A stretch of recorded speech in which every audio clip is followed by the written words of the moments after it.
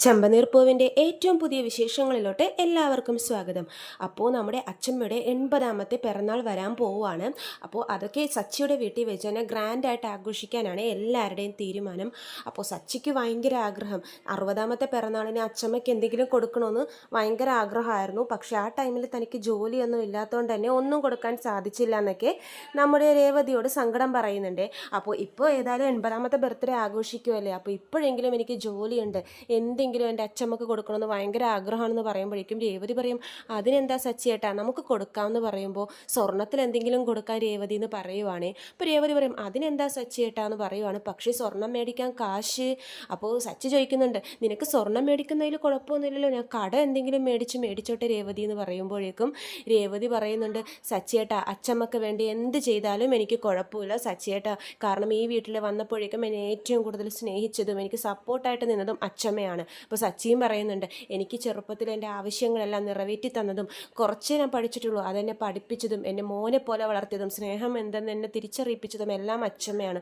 ആ അച്ഛമ്മയ്ക്ക് വേണ്ടി എനിക്ക് എന്തെങ്കിലും ചെയ്യണം, കടമെടുത്തിട്ടാണെങ്കിലും ഞാൻ രേവതി ഞാൻ എൻ്റെ അച്ഛമ്മയ്ക്ക് എന്തെങ്കിലും സ്വർണ്ണം മേടിച്ച് കൊടുക്കും എന്ന് പറയുവാണ്. അപ്പോൾ രേവതി പറയാം, ശരി സച്ചിയേട്ടാന്ന് പറഞ്ഞിട്ട് സച്ചി നേരെ ഇറങ്ങുവാണ് കടം മേടിക്കാൻ വേണ്ടി. പരിചയമുള്ള ആളുകളുടെ അടുത്തൊക്കെ പോയി ചോദിക്കുന്നുണ്ട്, പക്ഷേ എവിടെ നിന്നും സച്ചിക്ക് കാശൊന്നും കൊടുക്കുന്നില്ല. കാരണം 2 ലക്ഷം രൂപ സ്വർണം മേടിക്കാനൊക്കെ ആര് കൊടുക്കാൻ, എല്ലാവരും സച്ചിയോട് പറയുവാണ്, ഞങ്ങളുടെ കയ്യിലില്ല എന്നൊക്കെ പറഞ്ഞ് സച്ചിയെ നിരാശപ്പെടുത്തുവാണ്. പലിശക്കാശ് എത്ര വേണമെങ്കിലും തരാമെന്ന് പറഞ്ഞിട്ട് പോലും ഒരാൾ പോലും ഒരു ആധാരവും ഇല്ലാതെ പൈസ തരൂലെന്ന് പറയുവാണ്. സച്ചിക്ക് അത് ഭയങ്കര സങ്കടമാവുന്നുണ്ട്. സച്ചി നിരാശനായിട്ട് രേവതിയുടെ അടുത്ത് വന്ന് പറയുമ്പോഴേക്കും രേവതി പറയുന്നുണ്ട്, സച്ചൻ എന്തിനാ വിഷമിക്കുന്നത്, എൻ്റെ സ്വർണ്ണങ്ങൾ അമ്മയുടെ കയ്യിലല്ലേ ഇരിക്കുന്നത്, നമുക്ക് അതിലേതെങ്കിലും ഒരു സ്വർണ്ണം എടുത്ത് കൊണ്ടുപോയി വിൽക്കാം, എന്നിട്ട് നമുക്ക് അച്ചമ്മയ്ക്ക് എന്താ ഇഷ്ടമുള്ളതെന്ന് വെച്ചാൽ മേടിച്ചു കൊടുക്കാമെന്ന് പറയുവാണേ. അപ്പോൾ സച്ചി പറയുന്നുണ്ട്, ആ സ്വർണം വേണ്ടെന്ന് പറഞ്ഞിട്ടല്ലേ നീ അമ്മയുടെ കയ്യിൽ കൊടുത്തത്, അത് നമ്മൾ എങ്ങനെ പോയി മേടിക്കും എന്ന് പറയുമ്പോഴേക്കും രേവതി പറയും, എനിക്കിടാൻ വേണ്ടിയിട്ടൊന്നുമല്ലല്ലോ മേടിക്കുന്നത്, എൻ്റെ അച്ചമ്മ എനിക്ക് തന്ന സ്വർണം അച്ചമ്മയ്ക്ക് വേണ്ടിയിട്ട് ഞാൻ കൊടുക്കുന്നു, എൻ്റെ സ്നേഹത്തിൻ്റെ പ്രതീകമായിട്ടല്ലാതെ എനിക്ക് ഇട്ട് നടക്കാനൊന്നുമല്ല, അതുകൊണ്ട് ഒരു കുഴപ്പമില്ല സച്ചിയേട്ടാ, നമുക്ക് ആ സ്വർണം മേടിക്കാം എന്നൊക്കെ പറയുവാണ് സച്ചിയോട്. അപ്പോൾ സച്ചി പറയും, നമ്മൾ പോയി ചോദിച്ചാൽ അമ്മയുടെ വായിലിരിക്കുന്ന കളിയാക്കലുകൾ മൊത്തം കേൾക്കേണ്ടി വരും, നമുക്ക് അച്ഛനെ കൊണ്ട് ചോദിപ്പിക്കാമെന്ന് പറയുവാണേ. എന്നിട്ട് അവർ നേരെ പോയി രവീന്ദ്രനോട് ഈ കാര്യങ്ങളൊക്കെ പറയുവാണേ. അപ്പോൾ രവീന്ദ്രൻ പറയുന്നുണ്ട്, എടാ അത് നിങ്ങളുടെ സ്വർണ്ണമല്ലേ, നിങ്ങൾ എന്തിനാ ഇങ്ങനെ അനുവാദമൊക്കെ മേടിക്കുന്നത്, അമ്മ വരട്ടെ, അമ്മ ബാമയുടെ വീട്ടിൽ പോയിരിക്കുകയാണ്, അവൾ വരുമ്പോഴേക്കും ഞാൻ ഈ കാര്യം പറയാം എന്നൊക്കെ പറയുവാണ്, നിങ്ങളുടെ സ്വർണ്ണം മേടിച്ച് തരാം എന്നൊക്കെ പറയുവാണ്. ഇത് കേട്ടുകൊണ്ട് സുധി അവിടെ നിൽക്കുന്നുണ്ട്. സുധിക്ക് ഭയങ്കര ഷോക്കായി, കാരണം സ്വർണ്ണം അവിടെ ഇല്ലല്ലോ. സുധി എന്ത് ചെയ്യും, ഇവർക്ക് എന്തിനാ ഇപ്പം സ്വർണ്ണം എന്നൊക്കെ ടെൻഷൻ അടിച്ച് ആലോചിച്ചിട്ട് നേരെ പോവാണേ ബാമാൻറ്റിയുടെ വീട്ടിലോട്ട്. അവിടെ പോയിട്ട് ചന്ദ്രയെടുത്ത് ഈ വിവരങ്ങളൊക്കെ പറയുമ്പോഴേക്കും ചന്ദ്ര പറയുന്നുണ്ട്, അയ്യോ ഇത്ര നാളും ചോദിക്കാത്ത സ്വർണ്ണം ഇവർക്ക് എന്തിനാ, ഇനി ഇവർ സത്യങ്ങൾ എന്തെങ്കിലും അറിഞ്ഞിട്ടുണ്ടാവോ, എടാ സുധി ഞാൻ എൻ്റെ സ്വർണ്ണങ്ങൾ തരാം, നീ കൊണ്ടുപോയി എത്രയും പെട്ടെന്ന് ആ സ്വർണ്ണം അവിടെ നിന്ന് എടുപ്പിച്ചുകൊണ്ട് വാന്ന് പറയുമ്പോൾ സുധി പറയും, അമ്മേ അതങ്ങനെ എടുപ്പിക്കാനൊന്നും പറ്റത്തില്ല, ഞാൻ പണയത്തിനല്ല വെച്ചത്, വിറ്റേക്കുവാന്ന് പറയുമ്പോഴേക്കും ചന്ദ്രക്ക് ഒന്നുകൂടെ ദേഷ്യം വരുവാണ്. ചന്ദ്ര ഒരുപാട് തള്ളുന്നുണ്ട് സുധിയെ, നീ എന്നെ കൊല്ലാൻ വേണ്ടി തന്നെ ജനിച്ചതാണോടാ, എപ്പോഴും എന്തിനാടാ നീ എന്നെ ഇങ്ങനെ വിഷമിപ്പിച്ചുകൊണ്ടിരിക്കുന്നത്, ശരി എന്തെങ്കിലുമൊക്കെ ആവട്ടെ, നീ അയാളെ വിളിച്ച് എങ്ങനെയെങ്കിലും ആ സ്വർണം തിരിച്ച് മേടിക്ക് സുധി, ഞാൻ എങ്ങനെയെങ്കിലും ബാമയുടെ കയ്യിൽ നിന്നൊക്കെ കാശ് മേടിച്ച് തരാം, നീ വിളിക്കുക അയാളെ എന്ന് പറയുമ്പോൾ സ്വർണ്ണക്കടക്കാരനെ വിളിച്ച് ചോദിക്കുവാണെങ്കിൽ സുധി, ചേട്ടാ ആ സ്വർണം ഇപ്പോൾ പണയം വെച്ചില്ലേ, അത് ഞങ്ങൾക്ക് വേണമെന്നൊക്കെ പറയുമ്പോൾ അവർ പറയും, പണയം വെച്ച സ്വർണ്ണമാണെങ്കിൽ ഞങ്ങൾ തിരിച്ചു തരും, നിങ്ങൾ വിറ്റ സ്വർണം ഞങ്ങൾ ആ സമയത്ത് തന്നെ ഒരുക്കി, ഇനി അത് തിരിച്ചു തരാൻ സാധിക്കില്ല എന്ന് പറയുമ്പോൾ സുധിക്ക് അത് ഭയങ്കര ഷോക്കാവുകയാണ്. ചന്ദ്രക്കും അത് ഭയങ്കര ഷോക്കാവുകയാണ്.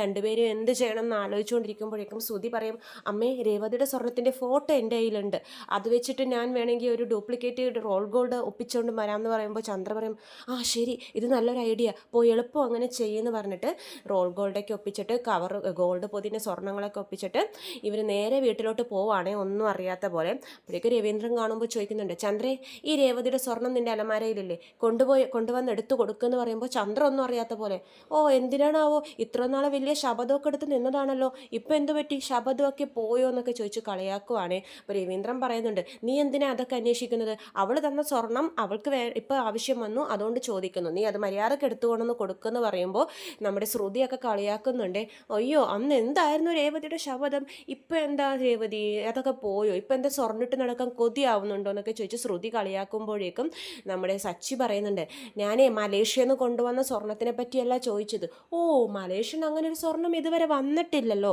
ഞാൻ എൻ്റെ അച്ഛമ്മ രേവതിക്ക് കൊടുത്ത സ്വർണത്തെ പറ്റിയാണ് ചോദിക്കുന്നത്, അതിൽ നിങ്ങൾ ഇടപെടണ്ടെന്നൊക്കെ സച്ചി പറയുവാണ്. അപ്പോൾ രവീന്ദ്രൻ പ്രശ്നം വലുതാക്കണ്ട എന്ന് ഓർത്ത് രവീന്ദ്രൻ പറയുന്നുണ്ട്, ചന്ദ്ര അധികം സംസാരിക്കാനോ നിൽക്കണ്ട, ആ സ്വർണ്ണം എളുപ്പെടുത്ത് കൊടുക്കുക എന്ന് പറയുമ്പോഴേക്കും ചന്ദ്ര പിന്നെ ഒന്നും മിണ്ടാതെ ഒന്നും അറിയാത്ത പോലെ അലമാരയിൽ നിന്നും ഈ ബാഗിൽ കൊണ്ടുവന്ന ആ റോൾ ഗോൾഡ് സ്വർണ്ണങ്ങളൊക്കെ പേപ്പറിൽ പൊതിഞ്ഞിട്ട് കൊണ്ടുവന്ന് കൊടുക്കുവാണേ ഒന്നും അറിയാത്ത പോലെ. അപ്പോഴേക്കും രേവതി അതൊക്കെ ഇങ്ങനെ സൂക്ഷിച്ച് നോക്കുന്നുണ്ട്. അപ്പോൾ ചന്ദ്ര പറയുന്നുണ്ട്, എന്താടി നീ ഇങ്ങനെ സൂക്ഷിച്ച് നോക്കുന്നത്, നിൻ്റെ സ്വർണ്ണം തന്നെയാണോ എന്ന് നോക്കുവാണെന്ന് ചോദിക്കുമ്പോൾ രേവതി പറയും, അതൊന്നുമല്ല, ശരി അച്ഛൻ ഞങ്ങൾ പുറത്ത് പോയിട്ട് വരാമെന്ന് പറഞ്ഞ് ഇറങ്ങുവാണേ. അപ്പോഴേക്കും ചന്ദ്രക്ക് ടെൻഷനാവും, നിങ്ങളിതും കൊണ്ട് എവിടെ പോകുന്നു? അപ്പോൾ സച്ചി പറയും, ഞങ്ങൾ എവിടെയെങ്കിലും പോകും, അമ്മയ്ക്ക് എന്താണെന്ന് ചോദിച്ചിട്ട് ഇവർ രണ്ടുപേരും കൂടി പോകുവാണ്. ചന്ദ്ര അപ്പോൾ ശരി, ഇവർ ഈ സ്വർണം കൊണ്ടുപോയി സ്വർണ്ണക്കടയിൽ കൊണ്ടുപോയി കൊടുക്കാനുള്ള ഉദ്ദേശമാണെന്നൊന്നും ചന്ദ്രക്ക് അറിയില്ലല്ലോ. ചന്ദ്ര അങ്ങനെ പേടിച്ചിരിക്കുന്നുണ്ട്. അപ്പോഴേക്കും സച്ചിയും രേവതിയും കൂടി നേരെ അറിയാവുന്ന ഒരു സ്വർണ്ണക്കട ഉണ്ടെന്ന് പറഞ്ഞല്ലോ രേവതിക്ക്, അങ്ങോട്ടേക്ക് പോവുകയാണേ. എന്നിട്ട് സ്വർണ്ണമാലയൊക്കെ അവർ അച്ചമ്മക്ക് ഇഷ്ടപ്പെട്ട ഒരു മോഡലൊക്കെ സെലക്ട് ചെയ്തിട്ട് അവർ പറയും 2 ലക്ഷം രൂപയാകും സാർ എന്ന് പറയുമ്പോൾ സച്ചി തൻ്റെ കയ്യിലുള്ള ഈ മാല കൊടുക്കുവാണേ. ഈ മാല വെച്ചിട്ട് നമുക്ക് ഈ മാല എടുക്കണം എന്നൊക്കെ പറയുമ്പോഴേക്കും അതിനെന്താ സാർ, ഇവർക്ക് ചായയൊക്കെ കൊടുക്കുക എന്നൊക്കെ പറഞ്ഞ് നല്ല രീതിയിലൊക്കെ സ്വീകരിക്കുവാണ് സ്വർണ്ണക്കടയിൽ. അപ്പോൾ സച്ചി പറയും, ഈ ചായക്ക് എന്താ മധുരമൊന്നും ഇല്ലല്ലോ, പോയി വേറെ ചായ കൊണ്ടോ, ഇത്രയും രൂപയുടെ സ്വർണ്ണം ഞങ്ങൾ മേടിക്കുമല്ലേ, എന്നിട്ട് കൊണ്ടുവന്ന് തന്നിരിക്കുന്ന ചായ നോക്കി, ഞങ്ങൾക്ക് വേറെ ചായ വേണം എന്നൊക്കെ പറഞ്ഞ് സ്വർണ്ണക്കടയിൽ പ്രശ്നം ഉണ്ടാക്കുവാണേ. അപ്പോൾ അവർ സെയിൽസ്മാൻമാർ പറയുന്നുണ്ട്, എന്താടോ വന്നവർക്ക് നമ്മുടെ കസ്റ്റമർ അല്ലേ ഇവർ, അവർക്ക് നല്ല ചായയൊക്കെ കൊടുത്തൂടെ എന്നൊക്കെ പറയുന്നുണ്ട്. അപ്പോൾ അവർ ശരി സാർ എന്ന് പറഞ്ഞ് ചായ എടുക്കാൻ പോകുമ്പോഴേക്കും ഈ സച്ചിയും രേവതിയും കൊടുത്ത സ്വർണ്ണം, അതായത് അത് വിൽക്കാൻ വേണ്ടി കൊണ്ടുവന്നൊരു സ്വർണ്ണം ഉണ്ടല്ലോ, അത് അവർ ചെക്ക് ചെയ്യാൻ വേണ്ടി കൊണ്ടുപോയിട്ട് അയാൾ തിരിച്ചു കൊണ്ടുവന്നിട്ട് പറയും, സാർ ഇത് സ്വർണ്ണമല്ല സാർ, ഇത് വെറുതെ കവറിങ് സ്വർണ്ണങ്ങളാണ്, ഇവർ പറ്റിക്കലാണെന്ന് തോന്നുന്നു എന്ന് പറയുമ്പോഴേക്കും ഈ സെയിൽസ്മാനെ ദേഷ്യം വരുവേ, എഴുന്നേക്ക്, നിങ്ങളെന്താ രാവിലെ തന്നെ തട്ടിപ്പായിട്ട് ഇറങ്ങിയിരിക്കുകയാണോ, ഭാര്യനെയും ഭർത്താവിനെയും കണ്ടാൽ പറയില്ലല്ലോ ഈ പണിക്ക് നടക്കുന്നവരാണെന്ന്. അപ്പോൾ സച്ചിക്ക് രേവതിക്കും കാര്യങ്ങളൊന്നും മനസ്സിലാവില്ലേ. എന്താ സാർ എന്താ, എടോ ഇവർക്ക് ചായയും കാപ്പിയൊന്നും കൊടുക്കണ്ട, തട്ടിപ്പിൻ്റെ ആൾക്കാരാ, കണ്ടാൽ പറയോ, നോക്ക് റോൾ ഗോൾഡ് കൊണ്ടുവന്നിട്ട് പണയം വിൽക്കാൻ വേണ്ടി വന്നിരിക്കുന്നു, നമ്മൾ ചെക്ക് ചെയ്തുകൊണ്ട് മനസ്സിലായി. ഇപ്പം നോക്കി എന്നിട്ട് എന്തായിരുന്നു ഇവരുടെ ജാട, സ്വർണ്ണക്കടവരുടെ ചായ കൊള്ളൂല, അത് കൊള്ളൂല, ഇത് കൊള്ളൂല, എഴുന്നേക്കടോ എന്ന് പറയുമ്പോൾ സച്ചി പറയുന്നുണ്ട്, ദേ മര്യാദക്ക് സംസാരിക്കണം, ഞങ്ങൾക്ക് അങ്ങനെ ഡ്യൂപ്ലിക്കേറ്റ് സ്വർണ്ണം കൊണ്ടുവന്ന് വിൽക്കേണ്ട കാര്യങ്ങളൊന്നുമില്ല, ഞങ്ങൾ ഒറിജിനൽ സ്വർണ്ണം തന്നെയാണ് കൊണ്ടുവന്നത്, നിങ്ങൾ അവിടെ പോയി ഞങ്ങളുടെ സ്വർണ്ണം മാറ്റിയതായിരിക്കും എന്ന് പറയുമ്പോൾ അയാൾ പറയും, ദേ ഇവിടെ CCTV ക്യാമറകളൊക്കെ ഉണ്ട്, നിങ്ങൾക്ക് ചെക്ക് ചെയ്യാൻ, ഞങ്ങൾ സ്വർണ്ണങ്ങളൊന്നും മാറ്റിയിട്ടില്ല, നിങ്ങൾ കൊണ്ടുവന്ന സ്വർണ്ണം ഒറിജിനൽ അല്ല എന്ന് പറഞ്ഞ് കാണിക്കുവാണ്. അപ്പോഴേക്കും സച്ചിക്ക് രേവതിക്ക് ഭയങ്കര ഷോക്കാവുകയാണ്. എടോ എളുപ്പം പോലീസിനെ വിളിക്കണം, നമുക്ക് ഇവർ ഇപ്പം തന്നെ പോലീസിനെ അറസ്റ്റ് ചെയ്യിപ്പിക്കണം, കാരണം ഇങ്ങനെ തട്ടിപ്പും കൊണ്ട് നടക്കുന്നവർ കുറേ ഉണ്ട്, എത്ര കടയിൽ കയറി ഇറങ്ങി എത്ര പേരെ പറ്റിച്ചിട്ടുണ്ടെന്നൊക്കെ ആർക്കറിയാമെന്ന് പറയുമ്പോൾ സച്ചിയൊക്കെ പറയുന്നുണ്ട്, ദേ ഇത് ഞങ്ങളുടെ അച്ചമ്മ തന്ന സ്വർണ്ണമാണ്, നിങ്ങൾ ഇങ്ങനെയൊന്നും പറയാൻ പാടില്ല, ഇത് ഒറിജിനൽ സ്വർണ്ണം തന്നെയാണെന്ന് പറഞ്ഞ് സച്ചി പ്രശ്നം ഉണ്ടാക്കുന്നുണ്ട്. രേവതി പിടിച്ച് മാറ്റാൻ ശ്രമിക്കുമ്പോൾ അയാൾ പറയും, നിങ്ങൾ ഈ സ്വർണ്ണം അച്ചമ്മയുടെ സ്വർണ്ണം, പക്ഷേ ഇപ്പോൾ നിങ്ങൾ ഈ സ്വർണ്ണം എവിടെന്നാണ് കൊണ്ടുവന്നത്, നിങ്ങൾക്ക് വല്ല ധാരണയുണ്ടോ, നിങ്ങൾ എവിടെന്നാണ് എടുത്തത്, ഈ സ്വർണ്ണം മാറിപ്പോയിട്ടുണ്ടോ, നിങ്ങളൊന്ന് ആലോചിച്ച് നോക്കുന്നൊക്കെ പറയുന്നുണ്ട്. ഞങ്ങൾക്കൊരു ആലോചനയില്ല, ഇത് ഞങ്ങളുടെ ഒറിജിനൽ സ്വർണ്ണം തന്നെയാണെന്ന് പറഞ്ഞ് സച്ചി ചൂടാവുക. അപ്പോൾ സെയിൽസ്മാൻമാർ എന്തായാലും പോലീസിനെ വിളിപ്പിക്കാൻ വേണ്ടി നിൽക്കുവാണ്. അപ്പോൾ രേവതി പറയുന്നുണ്ട്, സച്ചിയേട്ടാ ചൂടാവുന്നതിന് മുമ്പ് ഒന്ന് ആലോചിച്ച് നോക്ക്, ഈ സ്വർണ്ണം നമ്മുടെ കയ്യിൽ ഇല്ലായിരുന്നല്ലോ, അമ്മയുടെ കയ്യിലല്ലേ, ഇനി അമ്മ എങ്ങാനും.